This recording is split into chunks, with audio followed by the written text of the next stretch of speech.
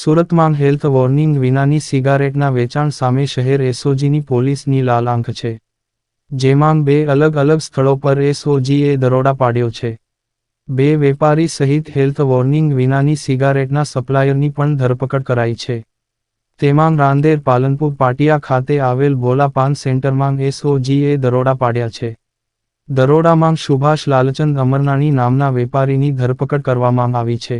તેમજ વેપારીની દુકાનમાંથી 1,30,000ની પ્રતિબંધિત હેલ્થ વોર્નિંગ વિનાની સિગારેટનો જથ્થો જપ્ત કર્યો છે. અન્ય પાલનપુર પાટિયા ખાતે આવેલ ગુજરાત હાઉસિંગ બોર્ડ સોસાયટીના મકાનમાં દરોડા પાડ્યા હતા. જ્યાંથી 68,000ની પ્રતિબંધિત હેલ્થ વોર્નિંગ વિનાની સિગારેટના જથ્થા સાથે મૂળચંદ નારવાણીની ધરપકડ કરાઈ છે. જ્યારે હેલ્થ વોર્નિંગ વિનાની વિદેશી સિગારેટનો જથ્થો સપ્લાય કરતા ઉસ્માન ફારૂક ચાંદીવાડાની લાલગેટ વિસ્તારમાંથી ધરપકડ કરાઈ છે. એસઓજીએ દરોડા પાડ્યા છે. તેમાં પાલનપુર પાટિયા, ગુજરાત હા બોર્ડ સોસા માંગ દરોડા પાડ્યા છે. તેમાં ભોલા પાન સેન્ટરમાં પ્રતિબંધિત સિગારેટ વેચાતી હતી. તેથી હેલ્થ વોર્નિંગ વગરની સિગારેટ વેચતા 3ની ધરપકડ કરવામાં આવી છે. જેમાં સુભાષ અમરનાણી, મૂળચંદ નારવાણી તથા સપ્લાયર ફારૂક ચાંદીવાડાની પણ ધરપકડ કરાઈ છે.